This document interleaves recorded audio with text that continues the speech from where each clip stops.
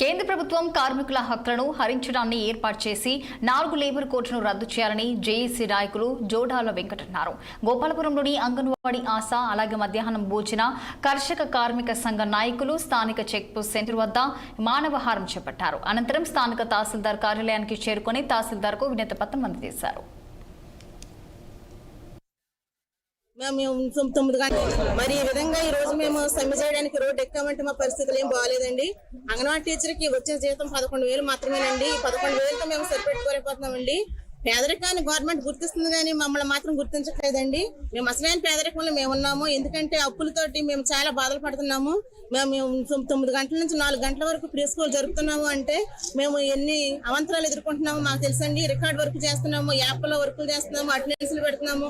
కనీసం ఒక క్షణం మాకు తీరిక లేదండి. మేము అన్నం తినడానికి కూడా మాకు టైం చూసుకోము. మేము అన్నం కూడా మానేసి మేము ఫుల్గా మేము వర్క్లోనే ఉంటామండి. కానీ మరి గవర్నమెంట్ ఎందుకు గుర్తించట్లేదు అర్థం కావట్లేదండి. ఈ రోజుల్లో 10,000 11,000 జీతం ఏ ఉద్యోగికి లేదండి. మరి బయట కూలి పనికి వెళ్ళినోడు తెచ్చుకుంటున్నారు, 600 జీతం తెచ్చుకుంటున్నారండి.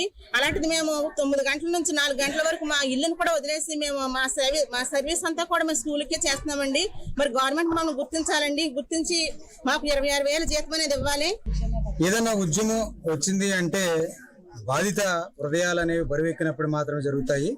దానిలో భాగంగా మరి కర్షక శ్రామిక వర్గాలన్నీ కూడా మరి ఏ ప్రభుత్వం వచ్చినప్పటికీ వాళ్ళ బాధలు వర్ణాతీతమే. ఎందుకంటే ముఖ్యంగా ఒక వర్క్ పనిచేసేటువంటి వ్యక్తికి ముఖ్యంగా శారీరక శ్రమ అనేటువంటిది 8 గంటలు మాత్రమే శ్రమ చేయగలదు.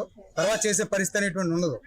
మరి 125 సంవత్సరాల సుదీర్ఘంగా పోరాటం చేసినట్టు ఫలితంగా పొందినటువంటి మరి 8 గంటల పని విధానాన్ని మరి ఇప్పుడున్నటువంటి కేంద్ర ప్రభుత్వం 12 గంటలు చేసింది. అంటే ఒక వ్యక్తి 8 గంటలు చేస్తే శారీరక శ్రమ అని ఒక యూఎన్ఓ ప్రాసెస్ ప్రకారం 8 గంటల శారీరక శ్రమ ఇస్తే అతనికి శ్రమ చేసే పరిస్థితి ఉండదు కాబట్టి 8 గంటలు ఇచ్చారు.